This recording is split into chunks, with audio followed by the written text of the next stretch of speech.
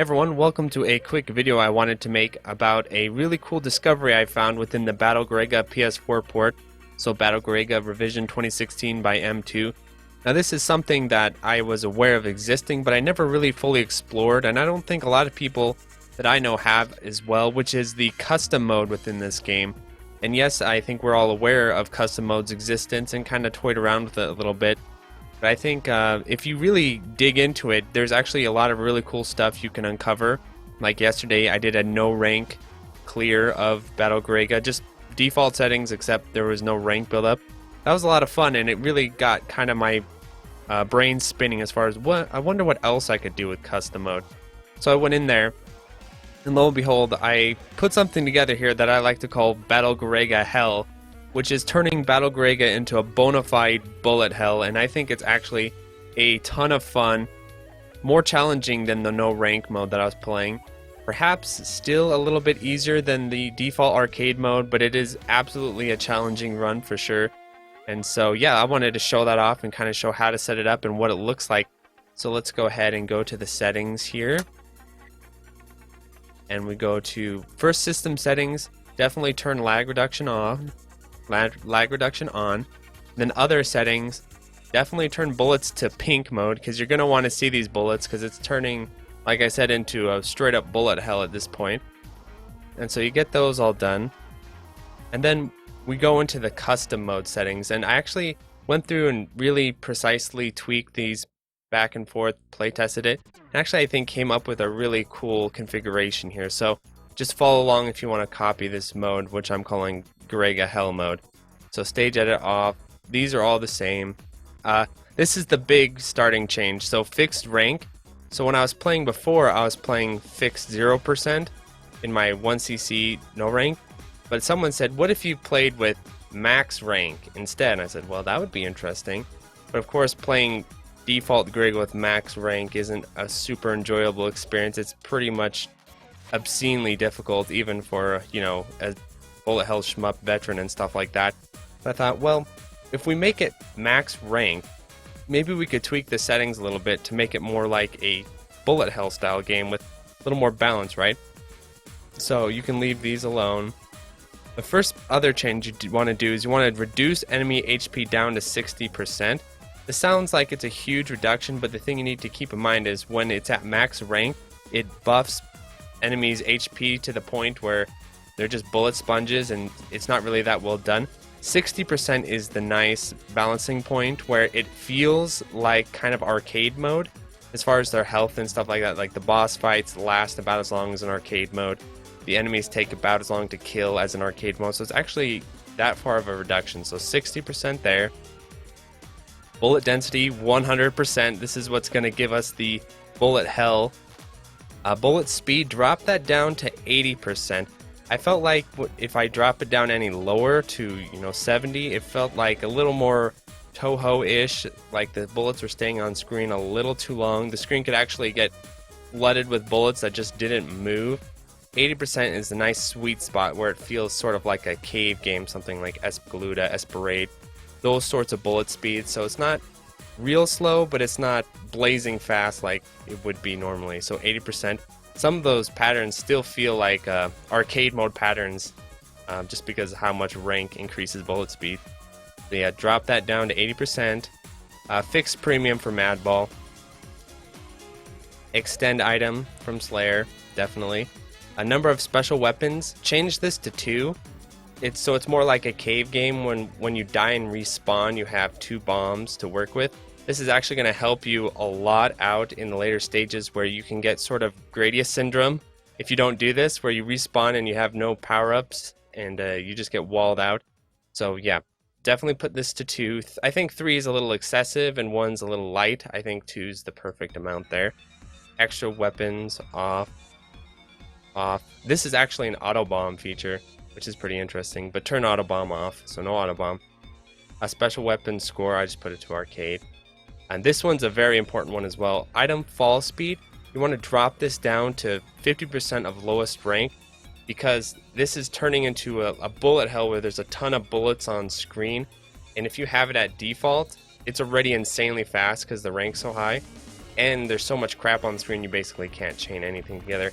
This is like the perfect speed, I think, where you can still chain things together, but it's actually pretty damn challenging because of the bullet density. Auto collect metals, I like this as well. So what this does is it actually just gives you kind of like a little suck-in feature to the metals. I thought they would always fly to you, but that's actually not how it is. You have to still get pretty close to them. Basically just makes it so they're easier to pick up without getting right on top of them.